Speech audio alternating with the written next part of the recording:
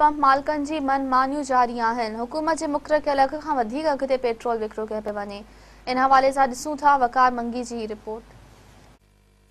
चयो वेंदो आहे त पेट्रोल जूं क़ीमतूं वधण सां महांगाईअ जो तूफ़ान बर्पा थी वेंदो आहे। उन में को बि शक न आहे त पेट्रोल जूं क़ीमतूं वधण सां खाधे पीते जे शयुनि समेत हर शइ महांगी थी वेंदी आहे, जंहिं सबबु अज़ाब में ग़रीब ऐं पोरियो तबिको मुब्तला थी वेंदो आहे। पेट्रोल केतिरो बि महांगो थी वञे पर सरहदीअ वारे तबिके खे को बि फ़र्क़ु न पवंदो आहे। वफ़ाक़ी हुकूमत तरफ़ां पेट्रोल जी फ़ी लीटर क़ीमत 112 रुपया मुक़ररु कई वई आहे, पर खैरपुर ज़िले में पेट्रोल पंप मालिकान हुकूमत जे उबतड़ हली रहिया आहिनि। खैरपुर जे तमामु पेट्रोल पंपनि ते 114 खां 120 रुपया ताईं फ़ी लीटर विकिरो करे ग़रीब पोरियत ऐं मज़दूरनि खे लुटियो वञे थो। ज़िले इंतिज़ामिया पर असिस्टेंट कमिश्नर मिर्ज़ा वलीद बे कुझु ॾींहं पहिरियां वधीक लीटर ते पैसा वठण पेट्रोल पंपनि खिलाफ़ कार्रवाई कई। पेट्रोल पंप मालिकनि ते ॾंड विधो, जंहिं खां पोइ पेट्रोल पंप मालिकनि एहतजाजनि तौरु पंहिंजा पेट्रोल पंप बंदि करे छॾिया। जंहिं खां पोइ पेट्रोल पंप मालिकनि ज़िले इंतिज़ाम विच में ॻाल्हियूं तय थी वियूं त पेट्रोल ओघरा जी क़ीमतनि मुतलिक़ हलाए वेंदो, पर उन जे बावजूदि बि ओघरा जे मुतलिक़ खैरपुर शहर में पेट्रोल नथो हलाए वञे। जॾहिं त शहरनि पारां सोशल मीडिया ते वधीक पेट्रोल जा अघ वठण त पंप मालिकनि खिलाफ़ शदीद तनक़ीद कई वञे थी ऐं ज़िले इंतिज़ामिया खे पिणु एक्शन वठण जी घुर कई वञे थी।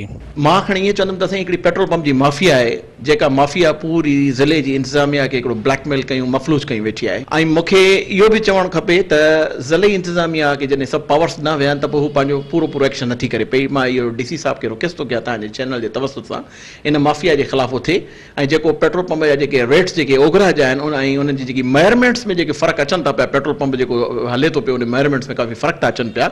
इन ते DC साहब एक्शन खणे, सिविल सोसाइटी खे साथ ॾींदी ऐं जेका माफ़िया आहे उन माफ़िया खे मात कयो वञे। ऐं माफ़िया जेका आहे जेको हिन वक़्तु हावी लॻी पई आहे ज़िले इंतिज़ामिया जे मथां बि ऐं पेट्रोल पंपनि जे मथां बि, ऐं जेके हिन रेट्स पंहिंजे मनमानी सां हलाइनि था पिया, इहो जेको सिधो आहे सो नाजाइज़ी आहे, इहा अवाम सां नाजाइज़ी आहे। मुंहिंजा खैरपुर जो इहो तमामु पुराणो दरीना मसइलो आहे। सॼी सिंध में किथे बि इहा बदमाशी न आहे, असांजे खैरपुर में इहा बदमाशी आहे। 4 रुपया 5 रुपया मुख़्तलिफ़ पेट्रोल पंपनि ते जॾहिं मालूम था कयूं त चवनि था असां किराए जी मुंद में इहे असां एतिरा पैसा वधीक वठूं था। हाणे खैरपुर शहर में ॾिसो तक़रीबन महीनो अॻु में हिकिड़ी कार्रवाई थी, 2 टिनि पेट्रोल पंपनि ते जेको आहे छापा लॻा, पर इहे पेट्रोल पंप माफ़िया एॾी मज़बूत आहे जो देरी न थी त उहो जंहिं बि असिस्टेंट कमिश्नर या कमिश्नर 2 ॾींहं अवाम आवाज़ पंहिंजो भोॻियो इन पंप बंदि हुजण जे करे, वरी बि उन्हनि मनमानी पंहिंजी कई, उहे पेट्रोल पंप खुली विया ऐं उहो ई रेट हले थो। ॻाल्हि इहा आहे त सरमाएदार तबिको तमामु घणो मज़बूत आहे जंहिं बि माफ़िया में हुजे, पर हीअ जेका पेट्रोल पंप माफ़िया सरमाएदारनि इन्हनि ते को ॾंड लॻंदो, का शइ न थींदी, इहे तमामु घणा मज़बूत आहिनि, कुझु कोन्हे थियणो। अहिड़ियूं तव्हां 20 स्टोरियूं हलायो हिन मुल्क में, ख़ासि करे खैरपुर ज़िलो जेको आहे नी ग़रीबनि जे लाइ लावारस आहे, सरमाएदारनि जे लाइ वारसी वारो आहे। सर पेट्रोल जो अघु त गवर्नमेंट जे तरफ़ां 112 रुपया रखियलु आहे, पर पेट्रोल पंप वारा 116-17 रुपया हलाइनि था ऐं उनखां पोइ उन्हनि जी मीटर में बि चकर आहे। जेको आहे सिलसिले में ज़िले इंतिज़ामिया खे कुझु न कुझु एक्शन खणणु घुरिजे। त 112 रुपया वफ़ाक़ी हुकूमत जे हिसाब सां रेट आहे, हिते 5 रुपया मथे लॻायो थो वञे। अवाम ग़रीब अवाम काॾे वञे?